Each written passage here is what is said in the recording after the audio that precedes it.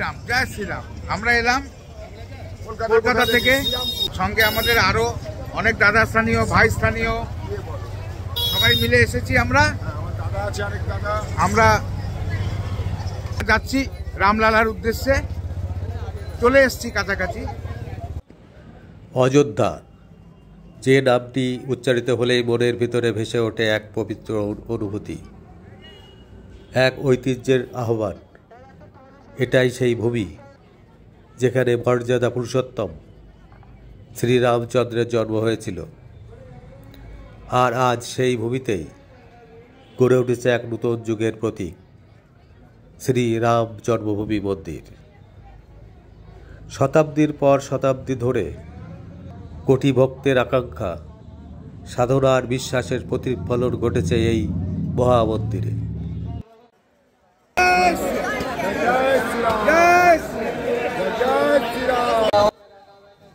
ইতিহাসের পাতায় দেখা যায়, অযোধ্যা একসময় ছিল কৌশল রাষ্ট্রের রাজধানী। রামায়ণের কাহিনীর প্রতিটি অধ্যায় এই নগরীর মাটিতে আজও যেন জীবন্ত। দীর্ঘ কয়েক দশক বিতর্ক আর প্রতীক্ষার পর অবশেষে 2019 সালে এই মন্দির নির্মাণের পথ প্রশস্ত হয়।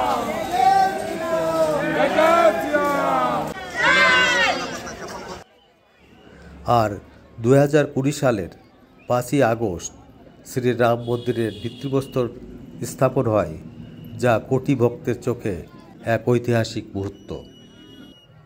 আজ অযোধ্যা শহর সেজে উঠেছে নূতন রূপে। সড়ক, নদী, ঘাট আর ঘরবাড়িতে আলো ঝলমল করছে। বিশ্বের নানা প্রান্ত থেকে ভক্তরা এসে প্রণাম জানাচ্ছেন প্রভু রামকে। যেখানে আগে ছিল অন্ধকার দীর্ঘ ছায়া, আজ সেখানে আলোয় ভরে উঠেছে আশার দিগন্ত। প্রতিটি দর্শনার্থীর মুখে একটাই বাক্য, জয় শ্রীরাম। রাম মন্দিরের স্থাপত্য ভারতীয় প্রাচীন নগর স্থাপত্যের এক অনন্য উদাহরণ। নগর শৈলীর এই মন্দিরটি সম্পূর্ণ পাথরের, যেখানে লোহা ব্যবহার করা হয়নি। মন্দিরটির উচ্চতা প্রায় 161 ফুট, দৈর্ঘ্য 360 ফুট, প্রস্থ 250 ফুট। মূল মন্দিরে থাকবে 5টি গৃহগর্ভ, যেখানে কেন্দ্রে রাজ করবেন বালক রামচন্দ্রের মূর্তি।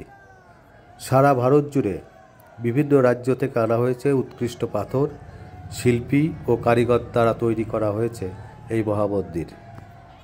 রাম মন্দির শুধু একটি ধর্মীয় স্থাপনাই নয়, এটি ভারতের ঐক্য, সহিষ্ণুতা আর সংস্কৃতির প্রতীক। এখানে রাম নামের আহ্বান কেবল ভক্তিই নয়, এটি ন্যায়, ধর্ম আর মানবতার আহ্বানও বটে। শ্রীরামচন্দ্রের জীবন আমাদের শেখায়, সত্য ও ধর্মের পথে চললে প্রতিকূলতাও পথ দেখায়। অযোধ্যার এই মন্দিরে তাই কোটি কোটি মানুষের জীবন এক নূতন প্রেরণা হয়ে উঠেছে। অযোধ্যার রাম মন্দির শুধুই এক নির্মাণ নয়, এটি বিশ্বাসের পুনর্জাগরণ। এখানে প্রতিটি ইট, প্রতিটি ঘণ্টার ধ্বনি বলছে সত্যের জয়ের চিরন্তন। রামের আদর্শ আর ধৈর্য ও ন্যায়বোধ যেন আমাদের সকলের জীবনে আলো ছড়ায়।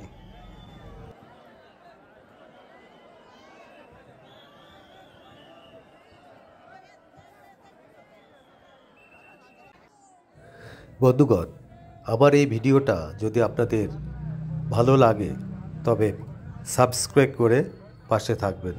জয় শ্রীরাম।